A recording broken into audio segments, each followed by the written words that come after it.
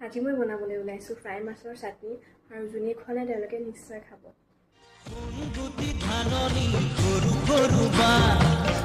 তুমি